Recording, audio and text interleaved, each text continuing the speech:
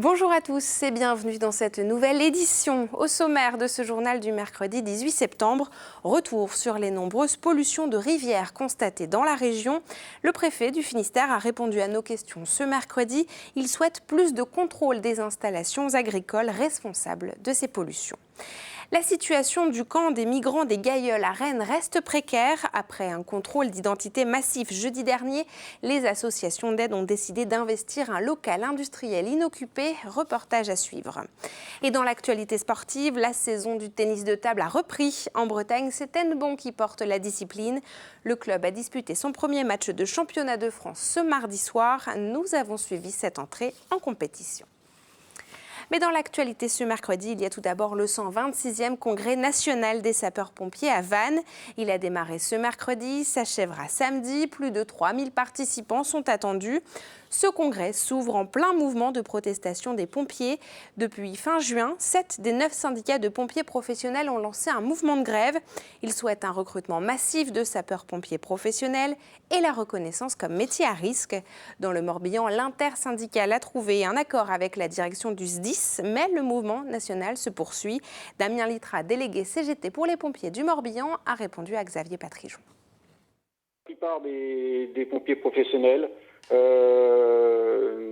la sensation d'avoir, on peut appeler ça, entre guillemets, un déni de dialogue. Alors même que, de sa parole lui-même, le ministre de l'Intérieur, M. Castaner, évoque le 21 août que le mouvement des sapeurs-pompiers professionnels est légitime. Vendredi, le but est donc d'interpeller le ministre de l'Intérieur. Et comme le disait Damien Littra, le ministre de l'Intérieur, Christophe Castaner, sera présent à ce congrès ce vendredi. Les syndicats ont donc prévu un mouvement statique de 11h à 15h ce jour-là. Nous revenons plus largement sur le congrès des pompiers de Vannes dans votre édition de l'Instant T à 19h15 ce mercredi. Xavier Patrijon s'est rendu sur place pour une émission spéciale. Dans l'actualité également, la question de l'immigration. Le chef de l'État en a fait un de ses thèmes de rentrée ce lundi devant les parlementaires, provoquant des dissensions au sein de sa majorité. Mais loin des conflits politiques, il y a la réalité du terrain. À Rennes, la situation sanitaire du camp de migrants des Gailleuls inquiète. Près de 400 personnes y sont installées depuis début juillet. Face aux conditions plus que précaires et à l'hiver qui approche, les associations ont décidé d'investir un local industriel. Reportage de TVR 35.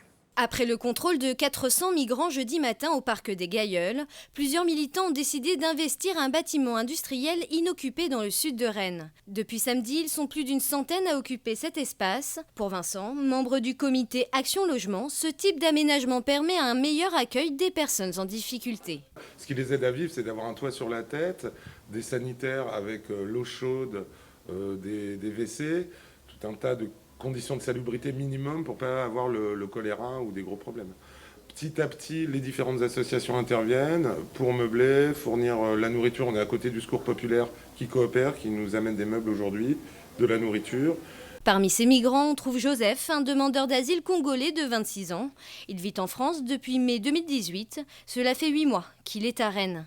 Même s'il apprécie ses nouvelles conditions de vie, il regrette de vivre dans l'attente des démarches administratives. Nous sommes protégés par la pluie et il y a des chauffages, il ne fait pas tellement froid. C'est ça l'essentiel. En fait, c'est ça parce qu'il n'y a pas d'autres moyens. Si pour le moment aucune action d'expulsion n'est engagée, tous ont bien conscience de la précarité de la situation.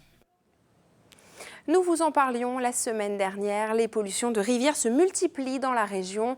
Pour exemple, il y en aurait eu 23 pollutions de cours d'eau en 2018, rien que dans le Finistère, selon les associations environnementales. Face à ces événements à répétition, le préfet du Finistère a tenu à réagir. Explication avec Frédéric Lorenzo.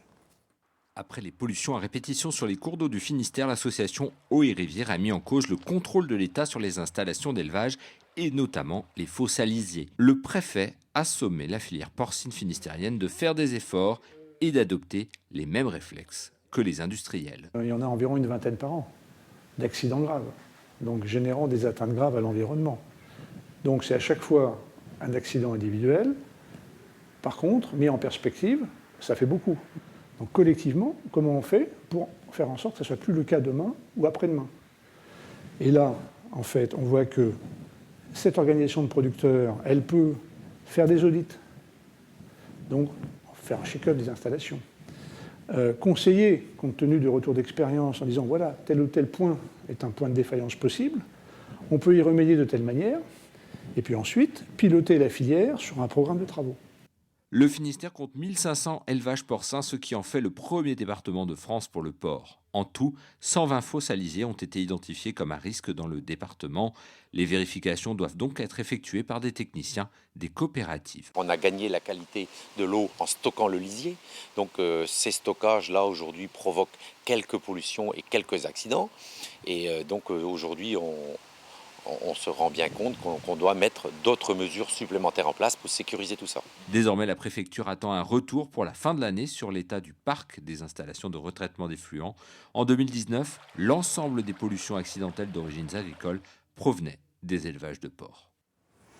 Et nous continuons à dérouler l'actualité de la région. C'est le moment de votre chronique Toute Image, la Bretagne en 5 infos, préparée par Tom Gagnou. Un médecin ayant exercé plusieurs années au centre hospitalier de Morlaix a été mis en examen et placé sous contrôle judiciaire. L'homme d'une 50aine d'années est accusé de viol sur personnes vulnérables par 2 de ses anciennes patientes. Une première plainte avait été déposée en 2015, une autre en fin d'année dernière. Le médecin n'exerce plus depuis quelques mois. Les investigations se poursuivent.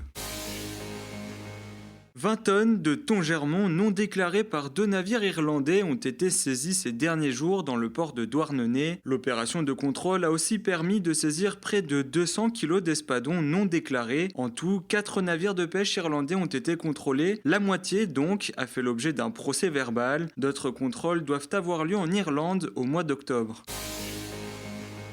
Savoir en temps réel quels sont les produits disponibles et les offres présentées sur son marché local, c'est le principe de l'application Toc Toc Market lancée cet été par un franco-britannique de Dinard. Double objectif, augmenter la fréquentation des marchés et grâce à des offres de dernière minute, limiter les invendus et le gaspillage. Pour l'instant présente surtout dans l'est de la Bretagne, elle entend se développer prochainement dans l'ouest de la région.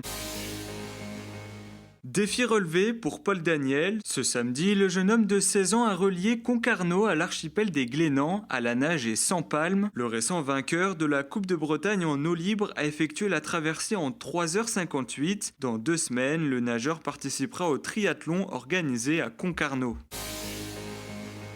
C'est samedi 21 et dimanche 22 septembre, c'est le week-end des Journées européennes du patrimoine. À cette occasion, plusieurs centaines d'événements sont organisés un peu partout en Bretagne. Le Télégramme vous propose une carte interactive dressant la liste de tous ces rendez-vous. Elle est à retrouver sur notre site internet www.letélégramme.fr. L'actualité sportive de la région est marquée par la reprise du championnat de France de tennis de table ce mardi soir. Le club d'Hennebont est la vedette de la discipline en Bretagne, 4 titres de champion de France et 1 européen. Mais cette année s'annonce plus compliquée après le départ du joueur phare du club. Les ambitions pour cette saison sont donc plus mesurées, comme nous l'explique Laurent Villepoux. Deuxième de Pro A et vainqueur de l'ETTU Cup la saison passée, Hennebont doit revoir ses ambitions cette année. Son leader, Liam Pitchford, parti au Japon, est remplacé par un autre Anglais, Samuel Walker, tandis que le niveau du championnat s'est densifié. Les équipes du bas se sont renforcées, les équipes, on va dire, de haut de tableau, elles sont restées un peu plus similaires ou ont perdu aussi quelques forces. Donc au final, l'équipe reste très compétitive. Mais c'est vrai que l'équipe est un peu moins forte que la saison dernière. Mais on a les éléments et comme je vous ai dit, à Hennebont, c'est ce que on est obligé d'être sur le podium tous les ans. Le Belge Cédric Nuitink, 3e saison au club, est désormais le capitaine d'une formation hennebontaise qui a débuté sa saison par une première victoire en phase de poule de Ligue des Champions. Quel est l'objectif, l'ambition de ce premier tour de Ligue des Champions ? Je pense pour moi-même, je veux bien être en quart de finale de Champions League. Je pense que c'est toujours quelque chose de spécial. Je pense que si tout se passe bien, je pense qu'on a une bonne chance. Et la chance, elle est réelle. Et après, sur le Pro A, je pense qu'il faut se battre pour le podium. Et si on est là, tout est ouvert comme l'année passée. Pour son premier match de championnat hier soir, Hennebont s'est imposé 3-7-1 face à Istres. Et vous pourrez suivre en direct sur nos antennes cette Ligue des Champions entre Hennebont et les Allemands de Düsseldorf, une rencontre à suivre le 17 octobre. C'est la fin de cette édition. Merci beaucoup de nous avoir suivis. On se retrouve demain à 19h. Belle soirée sur nos antennes.